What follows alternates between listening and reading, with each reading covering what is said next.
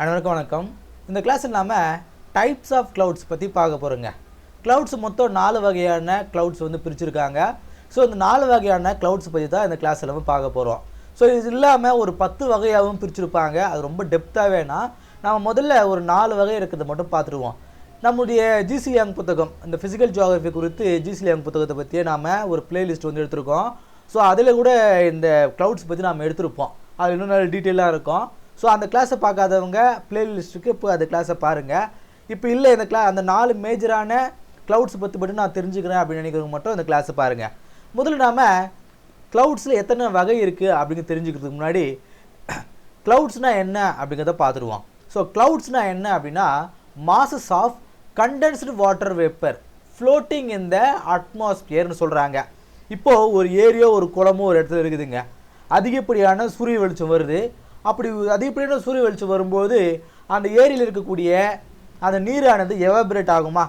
அந்த எவாபரேட் ஆனது ரொம்ப மைன்யூட் பார்ட்டிகல்ஸாக இருக்குமா? அப்படி பார்ட்டிகல்ஸாக இருக்கும்போது அது என்ன ஆகும்னா அப்படியே ஃப்ளோட்டிங் அப்படியே பறக்க ஆரம்பிக்குங்க. அப்படியே அட்மாஸ்பியரில் பறக்க ஆரம்பிக்கும் போது அது அப்படியே மேல் நோக்கி போகும். அதிகப்படியான ஹீட்டு, அந்த ஹீட்டின் காரணமாக அந்த சுற்றி இருக்கக்கூடிய அந்த காற்றானது மேலே போகுமா? நம்ம பார்த்துருப்போம். ஹீலியம் பலூன்லாம் நம்ம பார்த்துருப்போம். ஹீட் பலூனுங்க உதாரணத்துக்கு சொல்லணும்னா இந்த பறக்கிற பலூன்லாம் நம்ம பார்த்துருப்போம். அப்படி பறக்கிற பலூன்லாம் நம்ம பார்க்கும்போது நம்ம சினிமாவில் பார்த்துருப்போம் இல்லையா? இப்போ என்ன பண்ணுவாங்க, அதிகப்படியான ஹீட்டு கொடுப்பாங்க.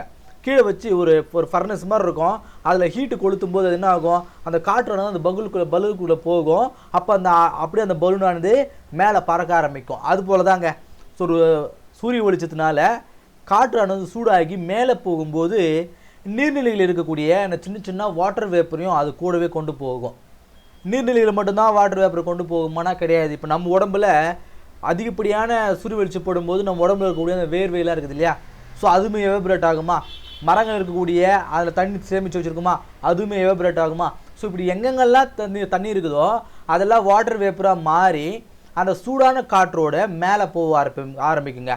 உங்களுக்கு தெரியும், மேலே போக போக அந்த ஆல்டிடியூடானது அதிகமாக டெம்பரேச்சரானது குறைய ஆரம்பிக்குங்க. அப்படி குறைய ஆரம்பிக்கும் போது என்ன ஆகுனா இந்த மேலே போச்சு இல்லையா அந்த சூடான காற்று கூட இந்த வாட்டர் வேப்பர் இருக்குது இல்லையா? இந்த வாட்டர் வேப்பரானது என்ன ஆகுனா அப்படியே வந்து உறைய ஆரம்பிக்குங்க.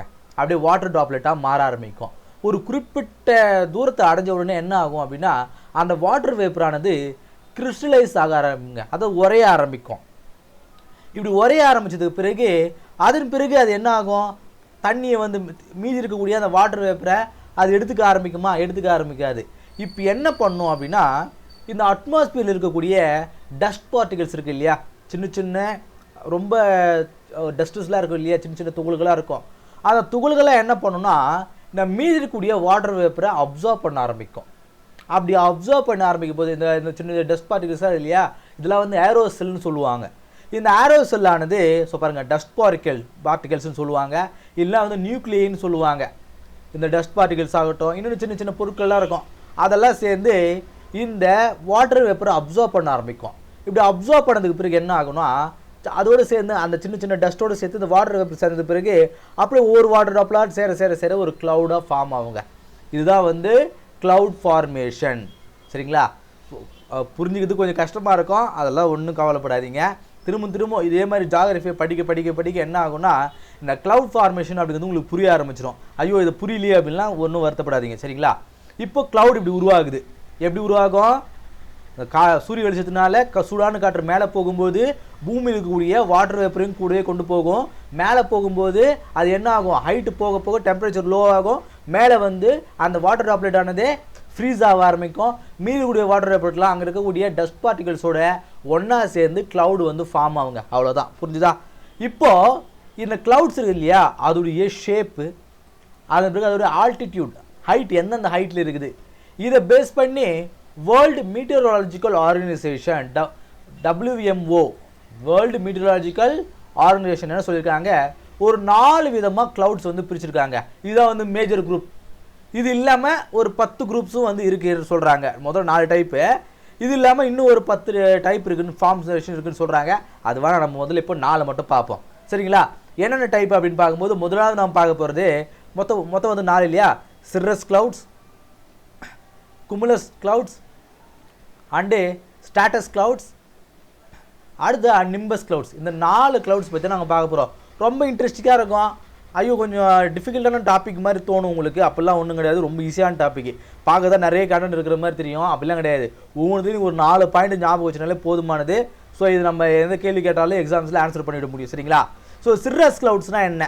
சிர்ரஸ் அப்படிங்கிறது ஒரு லட்டின் வார்த்தைங்க, ஒரு லாட்டின் வேர்டு இது. சிர்ரஸ்னால் என்னென்னா கேர்ள் ஆஃப் ஹேர், அவ்வளோதாங்க முடிஞ்சுது.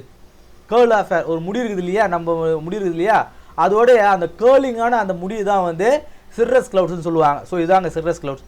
ஸோ பாருங்கள், இப்போ சினிமாவில் ஷாம்பு விளம்பரத்துக்கெல்லாம் வரும் பாருங்க, இப்போ மாடல்லாம் வந்து இப்படி திரும்புவாங்க, அந்த முடியானது அப்படியே ஒரு கேர்லிங்காக வரும் இல்லையா. ஸோ அது மாதிரி தான் ஒரு கேர்லிங்காக இருக்குது பாருங்கள். இது பேர் தான் சிர்ரஸ் கிளவுட், கேர்ள் ஆஃப் ஹேர். இந்த முடியானது கேர்ள் ஆன மாதிரி இருக்குது இல்லையா, அதுதான் வந்து சிர்ரஸ் சொல்லுவாங்க. இது பெரும்பாலும் ரொம்ப ஹைட்டில் இருக்குங்க, அதாவது எவரெஸ்ட் மலை இருக்குது இல்லையா, ஸோ அந்த அளவு உயரத்தில் தான் வந்து, அதாவது 8000லேருந்து 12000 மீட்டர், அதாவது 8 கிலோமீட்டர்லேருந்து 12 கிலோமீட்டர் உயரத்தில் தான் வந்து இந்த சிர்ரஸ் கிளவுட்ஸ் ஆனது இருக்குன்னு சொல்லுவாங்க. இது வந்து ஒரு ஸ்னோ ஃபார்மேஷனுங்க. இதில் வந்து டஸ்ட் பார்ட்டிகல்ஸ்லாம் எதுவும் இருக்காது. நம்ம மேலே பார்த்தோம் இல்லையா, டஸ்ட் பார்ட்டிகல்ஸும் இருக்கும். முதல்ல வந்து ஸ்னோவாக தான் மெல்ட் ஆகும். அது வந்து ரொம்ப ஹைட்டில் இருக்கும். ரொம்ப ஹைட்டில் இருக்கும்போது அந்த மேகத்தில் வந்து டஸ்ட் பார்ட்டிகல்ஸ்லாம் இருக்காது. வெறும் அந்த வாட்டர் வேப்பரானது அப்படியே ஒரு ஃப்ரீசிங் கண்டிஷன் தான் இருக்கும். இதுதான் வந்து சிர்ரஸ் கிளவுட்ஸ். பாருங்கள், ஒயிட்டாக இருக்குங்க, ஒயிட்டாக இருக்கும். ஸோ பாருங்கள், தின்னாக இருக்கும், ஒயிட்டாக இருக்கும், விஸ்பி மாதிரி இருக்கும். அதாவது அந்த கர்லி ஹேர் மாதிரி, ஒரு விசிற மாதிரி இருக்கு மாதிரி இருக்குன்னு சொல்கிறாங்க இல்லையா, அதுதான் வந்து சொல்கிறாங்க. ஹேர் லைக் ஸ்டாண்ட்ஸ், ஹேர் மாதிரி இருக்கும்னு சொல்கிறாங்க. அதுதான் திருப்பி அதை சொல்கிறாங்க. ஸோ பாருங்கள், ஐஸ் கிறிஸ்டல்ஸாக இருக்கும், ஸ்னோ மாதிரி இருக்கும். இந்த தண்ணியானது எப்படி நாம இந்த ஃப்ரீசருக்குள்ளெல்லாம் பார்த்துருவோம், ஃப்ரீசரில் எப்படி சின்ன சின்ன அந்த துளியாக இருக்கும் பாருங்கள், இந்த ஐஸ் ஆனது தண்ணியானது ஃப்ரீஸ் ஆனால் எப்படி இருக்குமோ, ஸோ அப்படி வந்து இது இருக்கும் அப்படின்னு சொல்கிறாங்க. ஸோ முக்கியமான ஒரு விஷயம் என்னென்னா, இந்த சிர்ரஸ் கிளவுட்ஸ் அப்படிங்கிறது பர்சிபிடேஷனை அதுவாக வந்து உருவாக்காது. பாருங்கள், to not produce precipitation on their own, அதுவே வந்து மழையை பொழியாது அப்படின்ற சொல்கிறாங்க. இது மட்டும் நல்லா நோட் பண்ணி வச்சுங்க. சிர்ரஸ் கிளவுட்ஸ்னால் என்ன, ஒரு கேர்ள் ஹேர் மாதிரி இருக்கும், ரொம்ப உயரத்தில் இருக்கும், 8 கிலோமீட்டர் 12 கிலோமீட்டர் இடையில தான் இருக்கும், ஒரு ஒயிட்டாக இருக்கும், தின்னாக இருக்கும், ஐஸ் கிறிஸ்டல்ஸாக இருக்கும், அதில் டஸ்ட் பார்ட்டிகல்ஸ் இருக்காது, அதுவே மழை பொழிவை ஏற்படுத்திக்காது. இதுதாங்க பாயிண்ட்டு. சரியா? ஸோ பாருங்கள், இது மாதிரி தான் அப்படியே ஒரு ஹேர் மாதிரி இருக்குதுங்களா, திரும்பும்போது அப்படியே கர்லியான ஹேர் மாதிரி இருக்குதா, இதுதான் சிர்ரஸ் கிளவுட்ஸுங்க. அடுத்து நம்ம பார்க்க போகிறது கியூமுலஸ் கிளவுட்ஸ். இந்த கியூமுலஸ்னால் என்னென்னா ஹீப் ஆர் பைல் அப்படின்னு சொல்லுவாங்க. இது ஈங்க, இது வந்து ஹீப் ஆர் பைல், லத்தீன் வேர்டில் குமுலஸ்ன்னு அர்த்தங்க. குமுலஸ்னால் என்ன அப்படின்னா ஹீப் ஆர் பைல், அதாவது குவிஞ்சு இருக்கிறது அப்படின்னு அர்த்தம். ஸோ பாருங்கள், இந்த மேகம் வந்து ஒரே இடத்துல குவிஞ்சு இருக்குதா, அதே போல் வெர்டிக்கலாக இருக்குதா. இது வந்து ஹரிசான்டல், இது வந்து வெர்டிக்கல் இல்லையா. ஹரிசான்டலை விட வெர்டிக்கலாக தான் இது அதிகமாக போகுதுங்களா, அதோட நீளம் அப்படிங்கிறது ஹரிசான்டலை விட வெர்டிக்கலாக தான் அதிகமாக இருக்குதா, இவ்வளோ தாங்க. இது வந்து ஒரு 4000 மீட்டர்லேருந்து 7000 மீட்டர், அதாவது 4000 கிலோமீட்டர்லேருந்து 7000 கிலோமீட்டர் இடைவெளியில் தான் வந்து இந்த கியூமுலஸ் கிளவுட்ஸ்ன்றது இருக்கும். இது வந்து ஒயிட் கலரில் இருக்கும். பாருங்கள், ஒயிட் கலரில் இருக்குதா, ஃப்ளஃபியாக இருக்கும். பாருங்கள், புசு புசுன்னு இருக்குது பாருங்கள். ஃப்ளாட், அதோடைய பேஸ் வந்து ஃப்ளாட்டாக இருக்குங்க, ஃப்ளாட்டாக இருக்கும். பாருங்கள், ஒரே மாதிரி காமனாக இருக்குது பாருங்கள், ஃப்ளாட்டாக. அதாவது புசு புசுன்னு, அதாவது இந்த மாவு நல்லா பொசிஞ்சிட்டு பிறகு அதை அப்படியே தரையில் வச்சோம்னா கீழே ஒரு ஃப்ளாட்டான சர்ஃபேஸ் இருக்கும் பாருங்கள், அது பாட்டம் அப்படின்றது. அது மாதிரி இருக்குமா, ஒரு காட்டன் பால் மாதிரி இருக்குமா. இன்னும் சொல்ல போனால் காலிஃப்ளவர் மாதிரி இருக்குங்க. காலிஃப்ளவர் நம்ம பார்த்துருப்போம், எப்படி இருக்கும், அதோட பேஸ் வந்து ஃப்ளாட்டாக இருக்கும், காலிஃப்ளவர் புசு புசுன்னு இருக்கு இல்லையா, அது மாதிரி இருக்குன்னு சொல்கிறாங்க. இது பிரைமரியாக வந்து வாட்டர் ட்ராப்லெட்ஸ் தான் வந்து இதில் அதிகமாக இருக்கும் அப்படின்னு சொல்கிறாங்க. சரிங்களா? இது எப்போ உருவாகும் அப்படின்னு பார்க்கும்போது நல்ல வெதர் இருக்குங்க, நல்ல வெதர், ஆஹா, நல்ல ஒரு அதிகமான குளிரும் இல்லாமல் அதிகமான வெயிலும் இல்லாமல் ஒரு நல்ல ஒரு வெதர் இருக்கும் பார்த்தீங்களா, அந்த டைமில் தான் இந்த கியூமுலஸ் கிளவுட்ஸ் ஆனது உருவாகும் அப்படின்னு சொல்கிறாங்க. அதே போல் இது வந்து இந்த கிளவுட்ஸ் தான் கியூமுலோ நிம்பஸ் கிளவுட்ஸாக வந்து உருமாறும் அப்படின்னு சொல்கிறாங்க. சொல்கிறாங்க கேன் க்ரோ வெர்டிக்கலாக மட்டும்தான் அது க்ரோ ஆகும், ஹாரிசான்டலில் க்ரோ ஆகாது. பிகம் கியூமுலோ நிம்பஸ்னால் நம்ம அடுத்து என்னன்னு பார்க்க போகிறோம், அப்போ உங்களுக்கு புரியும். கியூமுலோ நிம்பஸ்னால் என்னென்னா தண்டர்ஸ்டார்ம், இடிமின்னலை உருவாக்கக்கூடியதாக வந்து இந்த கியூமுலோ நிம்பஸ்ன்னு சொல்லுவாங்க. அப்படி தான் இது சேஞ்ச் ஆகும், நல்லா அண்டர்ஸ்டாண்ட் பண்ணிங்க. ஸோ பாருங்கள், இது பெரும்பாலும் வந்து convection currents and day time heating. Convection current and day time ஹீட்டிங்னா என்ன, பகலில் தான் இந்த அதிகமாக உருவாகும். உதாரணத்துக்கு ஒரு 12 மணி 1 மணி அந்த மாதிரி நேரங்களில் தான் வந்து நிறைய வாட்டர் வேப்பரானது எவாபரேட் ஆகி மேலே போகும்போது ஏன்னா பாருங்கள் இது கன்சிஸ்டன்ட் பிரைமரிலி கன்சிஸ்ட் வாட்டர் ட்ராப்லெட்னு சொல்கிறாங்க இல்லையா, அதிகப்படியான வாட்டர் வேப்பரை இது கன்சிஸ்ட் ஆகியிருக்கும். ஸோ டே டைம் ஹீட்டிங்கில் இது உருவாகும். புரிஞ்சுங்களா? கியூமுலஸ் கிளவுட்ஸ்னால் புரிஞ்சுங்களா? ஸோ பாருங்கள் நல்லா தெளிவாக தெரிஞ்சு பாருங்கள். ஒரு காலிஃப்ளவர் மாதிரி இருக்குதா, ஒரு காலிஃப்ளவர் மாதிரி காலிஃப்ளவர் இப்படி தான் இருக்கும். ஸோ இந்த மாதிரி இருக்குதுங்களா அழகாக. அடுத்து நம்ம பார்க்க போகிறது ஸ்ட்ராட்டஸ் கிளவுட்ஸ். ஸ்ட்ராட்டஸ் அப்படிங்கிறது ஒரு லத்தீன் வார்த்தை. அதுக்கு என்ன அர்த்தம்னா லேயர் ஆர் ஸ்ப்ரெட் அவுட்னு சொல்லுவாங்க. இது ரொம்ப அட்மாஸ்பியர் வந்து ரொம்ப குறைவாக இருக்குங்க. ரொம்ப கிட்டத்தட்ட 2000 மீட்டர், அதாவது 2 கிலோமீட்டருக்கு குறைவாக தான், அந்த ரேஞ்சில் தாண்டிட்டு தான் வந்து இந்த கிளவுட்ஸ் தான் இருக்குன்னு சொல்லுவாங்க. நம்ம பார்த்துருப்போம் திருப்பதி மாதிரியான ஒரு மலை பிரதேசங்கள்லாம் போகும்போது அப்படியே அழகா மேகெல்லாம் எனக்கு கிராஸ் ஆகி போகுதுன்னெலாம் ஸ்டேட்டஸ் போடுவாங்க, நீங்கள் பார்த்துருப்பீங்க. அதெல்லாம் வந்து இந்த ஸ்ட்ராட்டஸ் கிளவுட்ஸ் தாங்க. இதுக்கு வந்து கிரே கலரில் இருக்கும், ஒரு யூனிஃபார்ம் லேயராக இருக்கும், ஒரு பிளாங்கெட் ஒரு போர்வை மாதிரி இருக்குன்னு சொல்கிறாங்க பாருங்கள். அப்பியர் லைக் ஃபாக், ஒரு ஃபாக் மாதிரி ஒரு பனிமூட்டை மாதிரி இருக்குன்னு சொல்லுவாங்க. ஆனால் அது கிரவுண்ட் லெவலில் இருக்காது, ரொம்ப ஹைட்டில் தான் இருக்கும் அப்படின்னு சொல்கிறாங்க. ரொம்ப கீழே தான், ஆனால் அது கிரவுண்டில் இருக்காது. ஃபாக் எப்படி தரையிலே இருக்கும் அந்த மாதிரிலாம் இருக்காது, ஹைட்டில் இருக்க சொல்லுவாங்க. இதுவும் அதே போல் தான் வாட்டர் ட்ராப்லெட்ஸ் தான் கொண்டு இருக்கும். சில நேரங்களில் லைட் ட்ரிசில் ஆர் மிஸ்ட், சில நேரங்களில் சின்ன சின்ன தூரல் இதில் மூலமாக வரும்னு சொல்லுவாங்க. ஸோ பாருங்கள், ஜென்ரலி இதை ஓவர் காஸ்ட் கண்டிஷன் இந்த மாதிரி நேரங்கள்லாம் இந்த ஸ்ட்ராட்டஸ் கிளவுட்ஸ் ஆனது உருவாகும்னு சொல்லுவாங்க. இது பாருங்கள், this clouds are horizontal in development not vertical. மேலே பார்த்தீங்களா கியூமுலஸ் கிளவுட்ஸ் அப்படிங்கிறது ஹாரிசான்டலாக டெவலப் ஆகும், வெர்டிக்கலாக டெவலப் ஆகும், ஹாரிசான்டலாக டெவலப் ஆகாது. ஆனால் ஸ்ட்ராட்டஸ் கிளவுட்ஸ் அப்படிங்கிறது ஹாரிசான்டலாக தான் டெவலப் ஆகும், வெர்டிக்கலாக டெவலப் ஆகாது. ஸோ ஒரு தின் லேயராக இருக்கும், பிளாங்கெட் மாதிரி இருக்குங்க, ஒரு போர்வை போத்திக்கிற மாதிரி இருக்கும். ஸோ வானம் முழுக்க மேகமாக போத்துச்சு அப்படின்னா அது வந்து ஸ்ட்ராட்டஸ் கிளவுட்ஸ். சரிங்களா?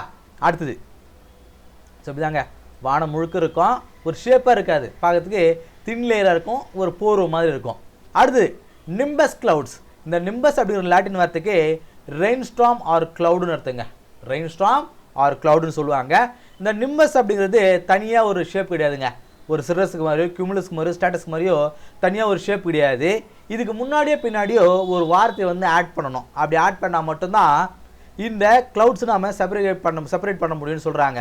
உதாரணத்துக்கு நிம்போஸ்ட்ரேட்டஸ், கியூமுலோ நிம்பஸ், சொல்லுங்க நிம்பஸ் நிம்பஸ் நிம்பஸ் நிம்போஸ்ட்ரேட்டஸ், கியூமுலோ நிம்பஸ்.